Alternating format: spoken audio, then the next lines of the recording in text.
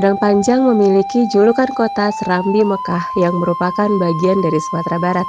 Kota ini banyak menyimpan potensi wisata yang belum terekspos.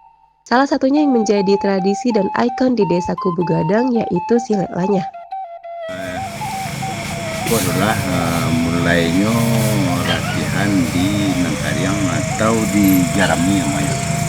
Sudah Jarami, setelah matang baru di Nangkariang sesudah itu dicari Dunau Katabe menguji kemampuan sampai saya buat mau kerajaan Nangkariang. Kalau alun mampu itu berarti balik ke Nangkariang. Di prosesnya terkenal.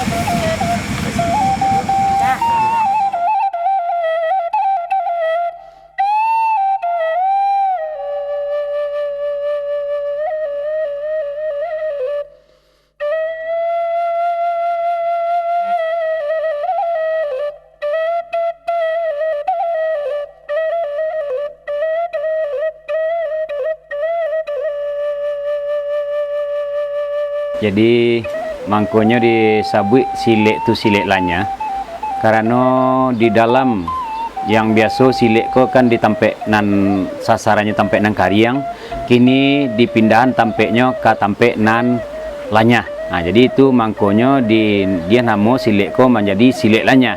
Dasar silet ko adalah dari silet tua yang telah direvisi menjadi bisa untuk gerakan rekreasi atau gerakan seni.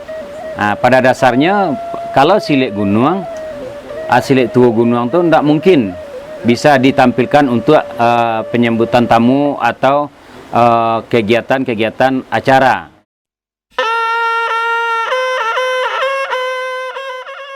Warga Kubu Gadang mengharapkan perhatian lebih dari pemerintah Kota Padang Panjang supaya pelatihan dan pembinaan silet lanyah ini lebih ditingkatkan. Silet lanyah ini sudah menjadi salah satu paket wisata yang ditawarkan warga Kubu Gadang.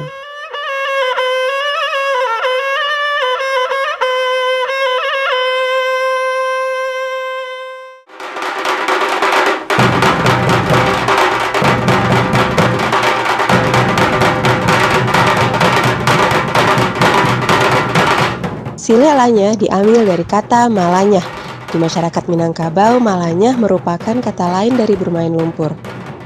Maka dari itu, silet lanyah ini dilakukan di tempat berlumpur.